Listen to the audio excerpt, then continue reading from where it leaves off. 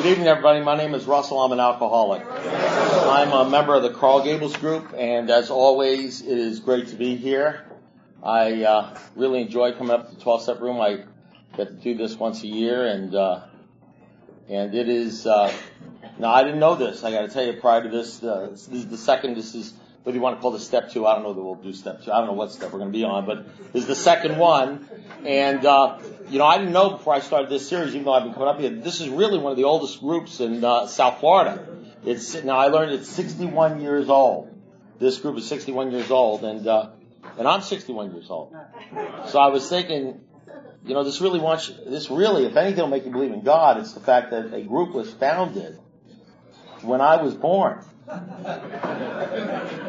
Obviously, since the Lord sees, into the future, with the intention that, so I'm grateful that this group was formed, I'm sure partially because of me, and of course I'm also grateful that the Lord's finally lifted my self-centeredness. So I don't think about myself anymore that much, so. One of the great things about not preparing that much, is you have the ability, I think about what I'm going to say, and, the problem is when you're 61 years old, I haven't found necessary to have a drink since January 17th, 1981, so if I don't drink in January, I'll have 30 years. I mean, you never know. I could be drunk an hour from now. I know that's true, and I believe that. I don't even know how, I can't even explain. I'm not worried about it.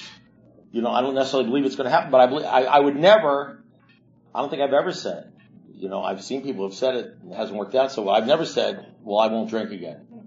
Or I can't possibly drink again. Or else, I am powerless. Every minute goes by, every year goes by, every decade goes by, I get the understanding as to how more powerless I am than I thought I really was. T.S. Eliot, one of the quotes I remember from like 40 years ago, not even having to do with AA, I just remember the quote, and it just becomes more and more real to me all the time. It says, we will not cease our exploration. And when we're done with all our exploring and all our searching, we will finally come back to the place where we started, having known the place for the first time. And so at 61 years old, working on 30 years sobriety, I see things that are going on in my life right now. I see the steps going on in my life right now. I almost don't even see them as steps. I just see the way I am right now, and I understand these things in a different way than I've ever understood them before. Not in the way I understood them when I first came in. And I'm not even sure I'll be able to explain that. I mean, one of the great things is sometimes I think I don't really have to explain it. That's one of the great things. I don't have to, in a sense, carry the message. It's not my responsibility. I only have to try to carry the message. Sometimes the explanation just comes in the story. The more you try to explain it, the more confused I get. Sometimes I just tell a story and it sort of explains a lot of things, because I was telling somebody on the way up here, or driving up here, Jeff, thank you for that congratulations, by the way, to all the birthday people. The reason why I've gained about 100 pounds since I've been sober is because my sponsor, I told them immediately when I came in to Alcoholics Anonymous and I put the plug in the jug and I stopped drinking, I immediately recognized that my real problem was I needed to lose weight. About as far as I get in superficially, and, don't laugh, because I think a lot of us are like this, is that this is all about gathering up things, putting things in your life, and vanity. It's all about new cars, a woman, a job, and getting slimmer, and maybe another haircut or a better suit, and, if I can only get that stuff going for me in my life, I'd be okay. And I told my sponsor, I remarked to him, I said, I'm going to lose, I come in, I'm shaking, like I said last time, I had 2 neurons working, they were waving goodbye to each other, I was fighting, and all of a sudden I want to cut out sugar, and every 5 seconds my sponsor was telling me to drink more orange juice or stuff like that, and so I was talking about how I had already decided after 1 week sobriety that I had to lose 30 pounds or go on a diet or something like that, just make things just a little bit more difficult on myself, because you know how alcoholics are. It's like the psychiatrist said, Carl Menninger in his book Man Against Himself, in the chapter on alcoholism, said alcoholics are men and women are out to destroy themselves. You can trust an alcoholic to use his best thinking to figure out how to sabotage anything. And he'll be absolutely sure of it, you know what I mean? So, but of course I had these wonderful men, and one of the men that sponsored me, the first man was Bob Sullivan, and I announced to him I said, I'm going to lose 50 pounds and stop by my, whatever the heck I was going to do, because I'm sure I had that tied into money and females and stuff like that, and which was, of course, a female was always the answer to my problem, and I've been married for 29 years. I got 3 daughters. Believe me, females are not the answer to your problem, guys. They are not the answer. But I will tell you what females will do for you. It's an incredible way to work on your program of recovery and build character. And by the way, women, while you're laughing, guys, women, let me tell you something. I am a guy. I sponsor guys. I've been sponsored by guys. I know a lot of guys. I like guys. Guys are not the answer to your problem. You know the old saying sometimes people want to say men are dogs? That's an insult to dogs. I know dogs. I like dogs. Men will not be the answer to your problem, I had a guy come up and he says, you don't understand. I don't get along with women. I need a man sponsor. I said, that's your problem. But that, I don't know if she understood that deal. So in any event, the problem was I told him I was going to drop 50 pounds. And he said, Russell, he says, they can't arrest you for driving while fat. And so here I am. Unfortunately. So I was driving up here with Eric somewhere in the room, and what we do is after this I'll do the 12 steps someplace else, then someplace else, and we always pick a diner. We usually go to Lester's Diners before this. When we, at the one-on-one club, we'll go some other place. At a different club, we'll go, back on track, we'll go to a different diner or a different place. And so for 12 weeks we're eating and we eat, we eat like alcoholics. And so Eric was there shoveling the food in, and he walked, he's a young guy. He's thin, he's young, and he walked out and he said, I gotta walk this off. I said, you gotta get used to this. He said, cause I said 30, he's like 31, I said, cause 30 years from now, you're gonna look at yourself in the mirror and you'll say, oh my God, I've turned into Russell. I was looking at myself in the mirror. I was looking at myself in the mirror and I said, "Who's that old guy?" I said, "Oh my God, I look like O'Keefe." O'Keefe or my sponsor Joe Snyder. Eating guys, wonderful guys, just wonderful guys. We just go out and eat all the time, and that's just one of the beauties of this thing, But one of the reasons I'm going to read this poem, just for the heck, I just like poems. There's different poems and different stuff I like to read. They're meaningful. They mean stuff. I probably read this before. I'm going to read it again. This is one of the ones I like to read. The Man in the Glass. This is kind of good on the second step. I'm not going to tell you why. You'll figure it out or not. When you get now, pelf, some of you guys have heard this. Pelf, P-E-L-F, Old English word. It means stuff. It means stuff. The stuff they talk about in the 7th step. Have you ever done the 7th step? They said we don't want to deprecate material achievement or prestige or romance, and then they go on to say it's the worst thing that ever happened to you, and that's what AA does. They tell you what AA does is like a brain. I said to my sponsor, this thing is like, I know what this is. This is brainwashing. He said, well, Russ, maybe your brain needs washing, and it's great. They tell you stuff and they lure you in. You feel safe. We're not going to take away your toys. We're not going to take away your hobbies. We're not going to take away the things that you love to do. We're all in favor of that stuff. And then you step through the door and they take it all away. They start beating you over the head. You can't go there, you can't go here, you can't go, that's what they do. We're just con men, but we can be forgiven because we're dealing with alcoholics. And alcoholics, our chief characteristic is we're defined in the extreme. So you can be forgiven. We can be, as bad as we are in AA, as tough as we are in AA, we're a lot less tough than alcohol. Because it's either us or, 50 days in the Dade County Jail. There's a reason why people prefer this kind of torture than the torture that you can get outside. So I don't get down on myself for being tough on guys, because no matter how tough I am on somebody, I'm not going to kill them like alcohol. I'm not going to abuse their children like alcohol. I'm not going to abuse their wife like alcohol. I'm not going to get them arrested. I'm not going to ruin their life like alcohol. So, if it takes being slapped around and hurt and being told things you don't like to be hurt, like to be told, in order to somehow get this stuff or be jarred into a sense of reality, because nobody came into Alcoholics Anonymous or stayed here because people were nice to them. You came in here because you were desperate and there's no other place to go and you're sick and tired of being sick and tired. So one of the things that we get torn away from us in here, if you knew, don't even pay attention to this part, is stuff. Because what I ultimately learned later on, this is sort of like advanced AA. It's not so advanced. You probably learn it after the first year, but you don't really understand how you don't understand these things, how true they are, until you live them. Until you go through, what happens is, it's one thing to hear the steps. It's another thing to try to figure out the steps. It's still another thing to struggle with the steps and the principles of the steps. It's still another thing to try to apply the steps to your life and try to figure out how the steps are working in your life year after year, day after day, month after month for 30 years. It's another thing trying to get through not drinking and working the steps and working the principle, when you're being treated unfairly or when bad things are happening to you and tough things are happening to you. It's one thing to try to figure this stuff out and being on the borderline, like that gentleman was saying. And it's another thing to start living the steps. Not thinking about them, not struggling with them, not trying to figure them out, but just living the steps. And then it's just another thing to becoming the steps. Where it's not a matter of explanation, it's not a matter of figuring it out, it's not a matter of trying to figure out what you're supposed to do. You're just living your life. But you're not living your life the way you used to live your life. You're living your life because there's been a transformation, not that anybody gets perfect.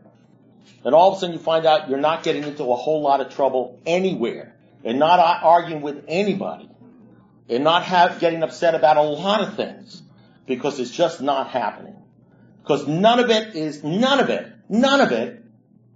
ever that important. As a matter of fact, most of it is not important at all. At all.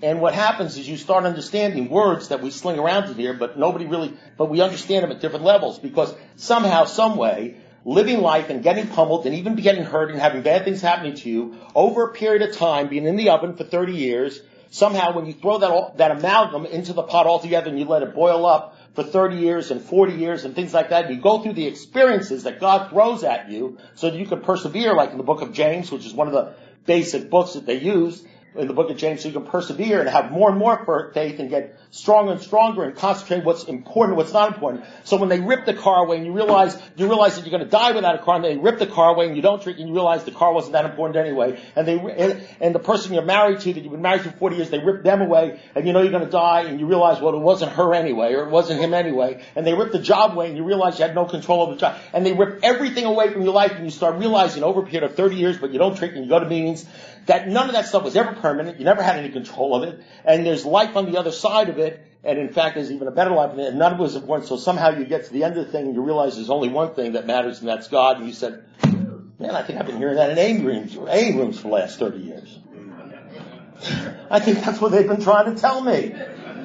I've heard that somewhere before. There is one who has all power. See to it your relationship with him is right, and great events will come past for you. And you know that you've heard it all before. It's all about God, and it's only about him, and it's only about one thing. There is one who has all power. That one is God. You can't manage your own life. No human power can relieve you. Only God could if he saw it. And you listen to that, and you think about that, and you walk out of a room and say, what am I going to do about my car? What am I going to do about my cell phone? Where am I going to live? And you struggle for 30 years on all the other bullshit, all the stuff you think about 98% of the time that has to be ripped away from you, when all of a sudden, at 30 years, you say, hey, it's all about God. And you go into an A room, you say, hey, it's all about God. And say, we don't want to hear that crap. Tell us about the program of recovery. Okay, let's talk about stuff. You know what I mean? That's what you want to talk about. So this is about pelf, or stuff. When you get what you want and you struggle for pelf and the world makes you king for a day, then go to the mirror and look at yourself and see what that guy has to say. For it isn't your mother or father or wife whose judgment upon you must pass. The fellow whose verdict counts most in your life is the fellow staring back at the glass. He's the fellow to please, never mind all the rest, for he's with you clear up to the end, and you've passed your most dangerous, difficult test if the guy in the glass is your friend. You may be like Jack Horner and chisel a plum and think you're a wonderful guy, but the man in the glass says you're only a bum if you can't look him straight in the eye. You can fool the whole world down the pathway of years and get pats on the back as you pass, but your final reward will be heartache and tears if you've cheated the guy in the glass. One of the things when you don't really prepare a lot, what I really wanted to talk about here was, I did want to talk about the second step. I actually warned somebody there's a possibility I might talk about it. Of course, all my meetings are about the second step and the third step, something in there, but no matter what I say my meetings are about, you're going to get out of it what you get out of it. If you walk out of here and say, this is the meeting warning me about the fourth step, then that's what it meant to you. It is what it is. But I was thinking about it, but I think about it differently. We use terms in here. terms that are in the book. I somehow think and believe, and I don't know why I think this way, that when I say self-centeredness, it means the same to me as it means to you. Or when I say happiness, it means the same to me as it means to you. Peace of mind, it means the same to me as it does to you. Free will, it means the same to you as it does to me. God's will, I think that we're talking about the same thing. And I may have, and 90% of these words, if you pin me down and say, what do you mean? I'd have to think about it. I'm not even sure what it means. I read it in a book somewhere. I'm just making statements. And if I asked you what you meant, you'd sit there and you'd sort of try to figure out what the heck it was. You don't even know what it means. And you don't even know what I mean. I told that little joke last time we were here about the guy who was sitting down after a meeting. He had about 3 or 4 days. Went to a meeting. He felt good. He liked the meeting. I was sitting there at the Denny's with him. We were having coffee.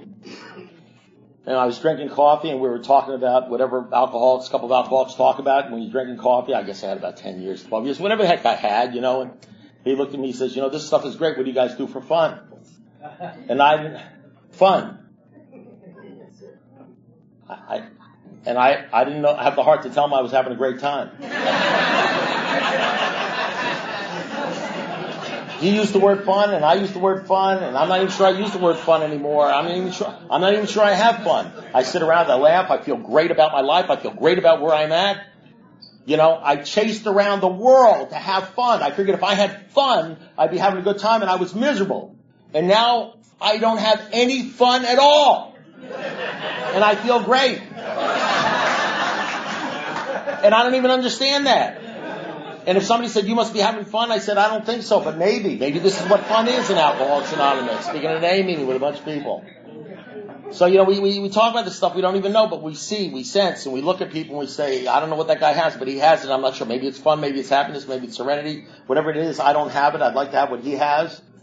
And then that's really the step before the steps. If you want what we have, and you're willing to go to any length to get it, then you're ready to take certain steps. If you don't have if you don't have people you're looking at that have that deal that you don't have, that you were chasing, that's why you were drinking the booze.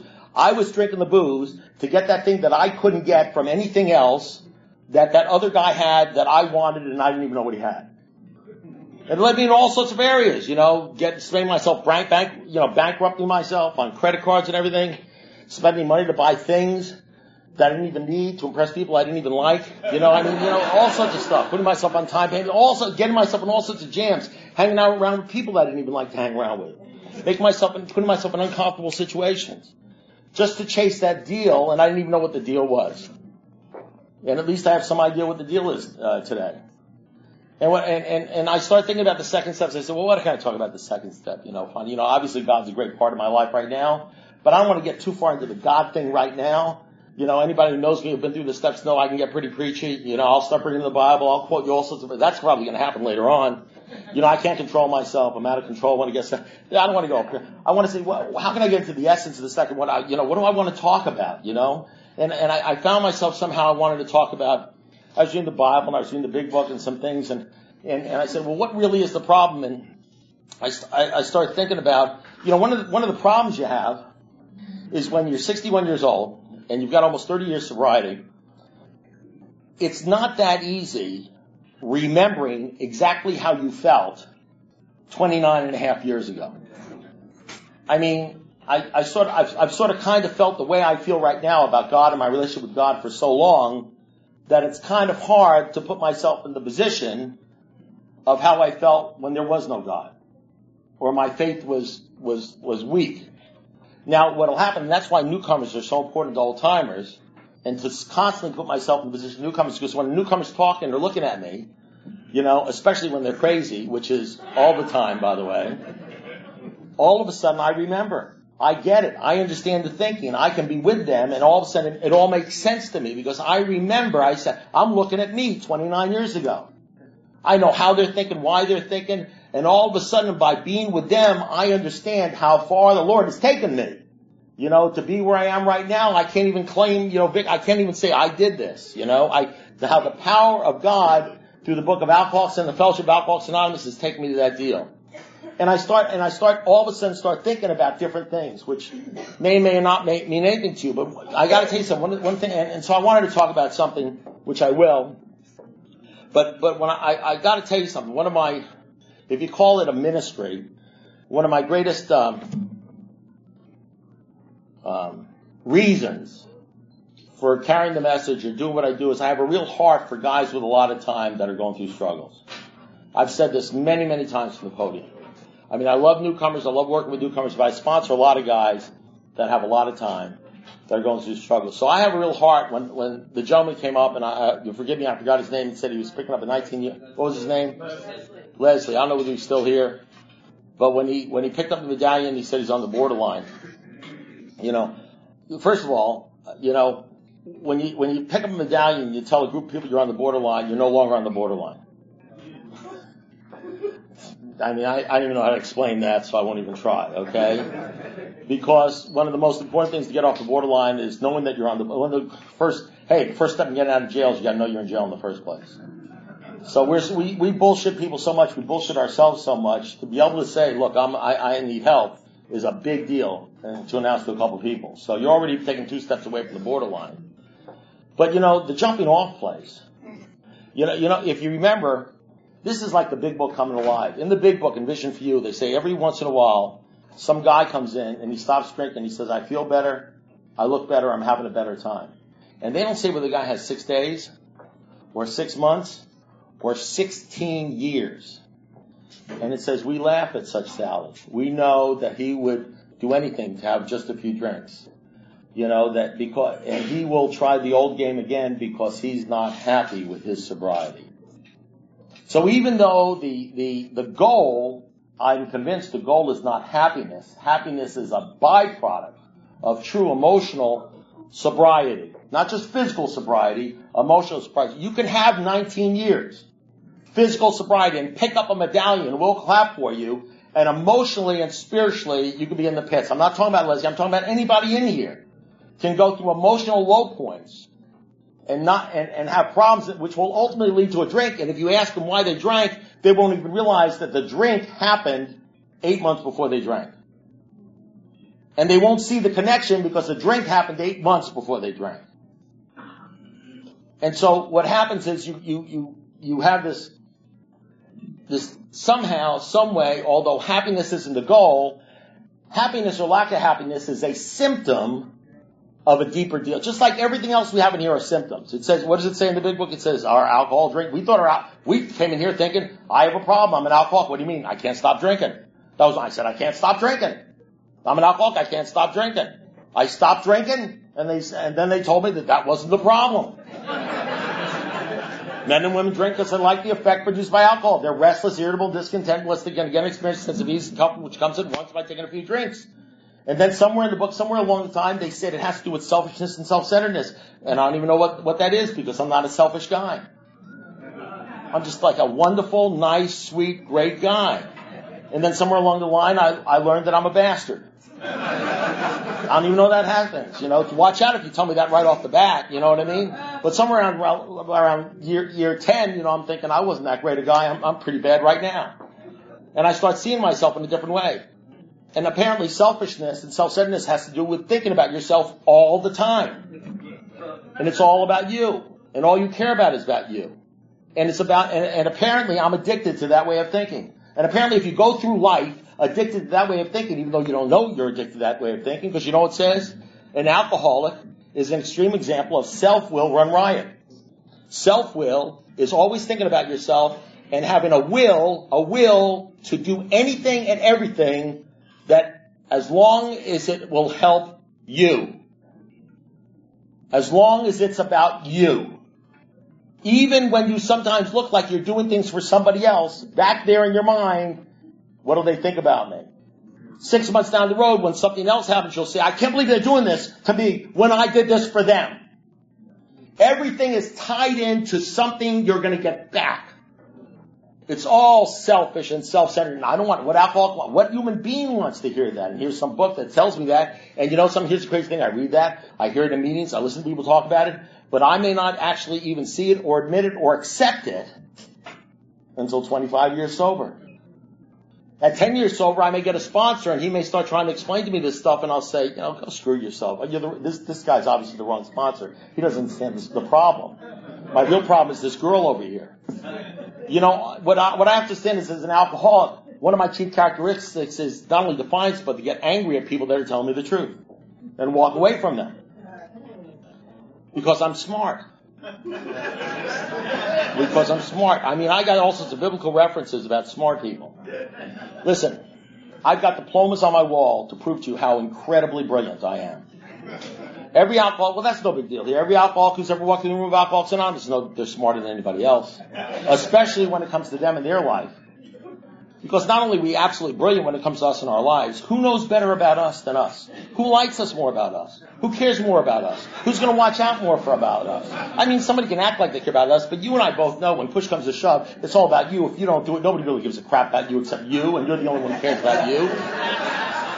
And besides, how could they possibly know about you? You're different. We're unique. We're all different people. That works for you, but it doesn't work for me. And I think if you knew all the nuances of my life, all the little pieces, all the little molecules, if you knew about my divorce, if you knew about my ex-wife, if you knew about all the times I tried to do the right thing and it blew back in my face, if you knew everything, then maybe, possibly, you might understand, but you couldn't possibly know that, so I kill you with the pieces you don't have, which is everything. So I never get nailed down. I never get told the truth. And I'm brilliant and I'm smart. And here's the problem. The smarter I am and the more I believe that, the less shot that I will ever be able to get rid of this disease. Because what I don't realize is I'm addicted to self. I'm addicted to that self-centeredness.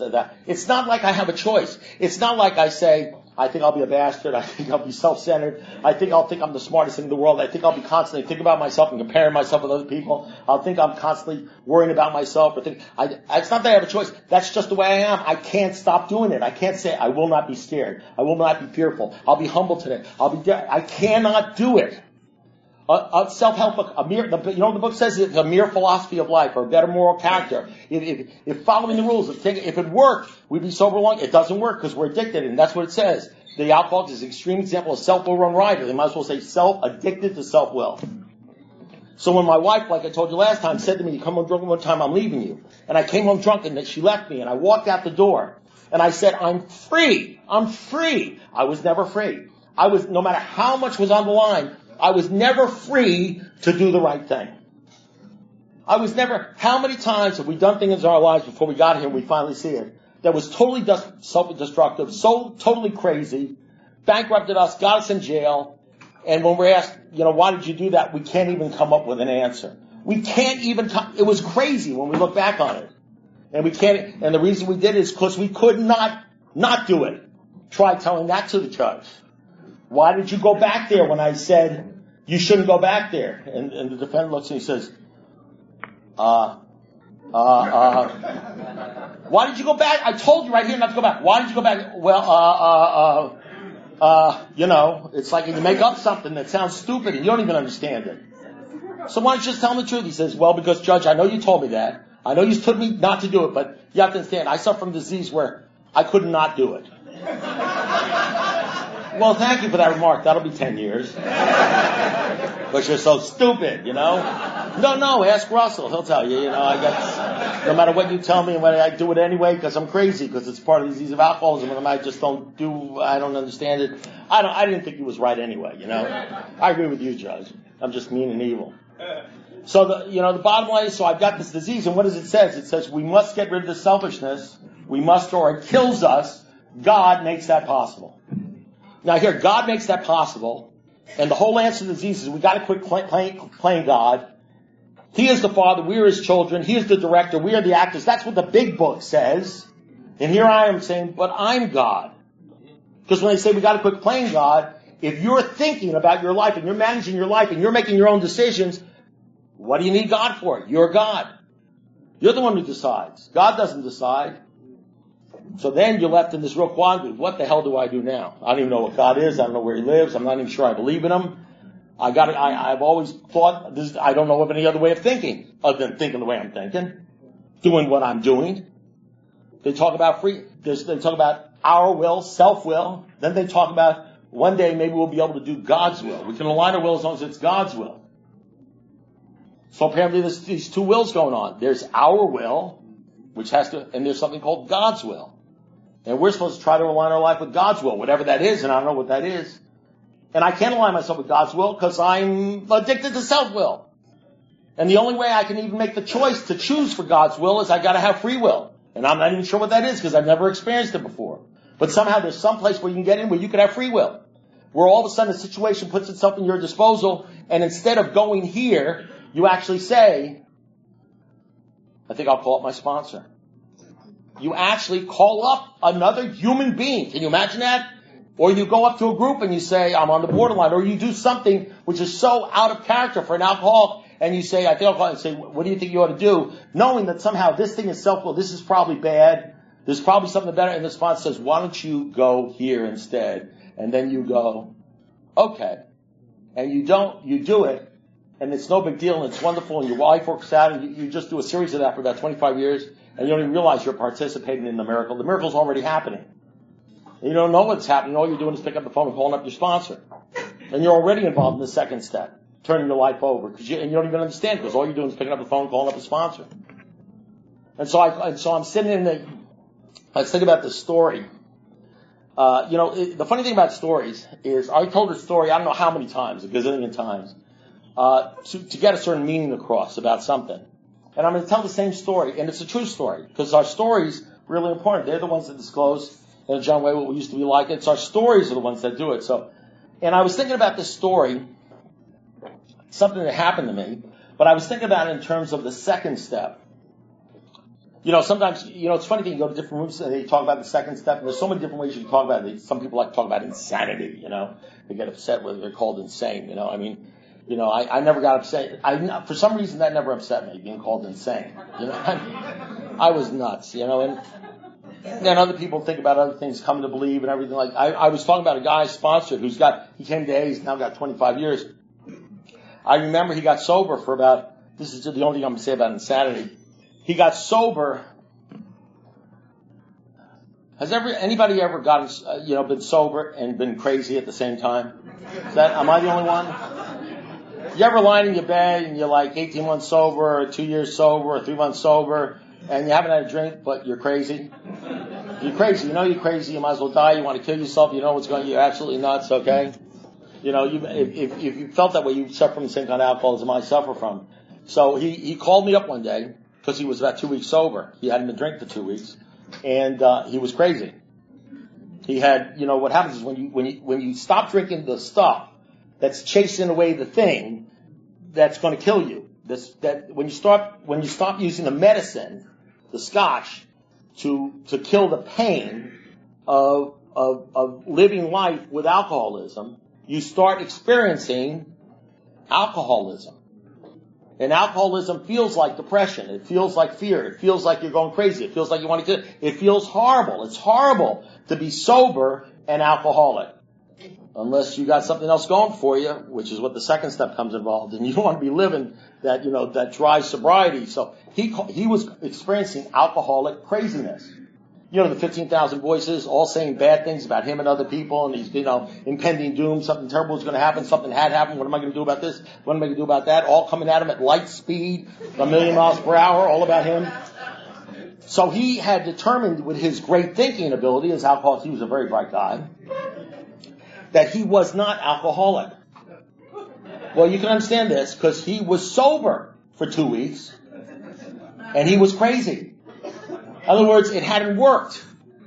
It hadn't worked. He realized, I'm not alcoholic, I'm crazy. And then a great fear set upon him. And the fear was the only thing that ever worked that he really liked was the meetings and the people. And he thought that if it got out that he was just crazy and not alcoholic, he'd have to leave AA. So he called me up. And he said, Russell, I'm worried. I said, what is it, Tom? He says, I don't think I'm alcoholic. He says, I think I'm just crazy. And I said, Tommy, I said, what? He says, listen to me. You can be both. Now, this is a lawyer. This is a college graduate, postgraduate. He said, really? I said, absolutely. He said, oh, thank God, Oh, I thought I had to leave. I said, no, we got a seat for you. You're going to be right at home. Don't worry.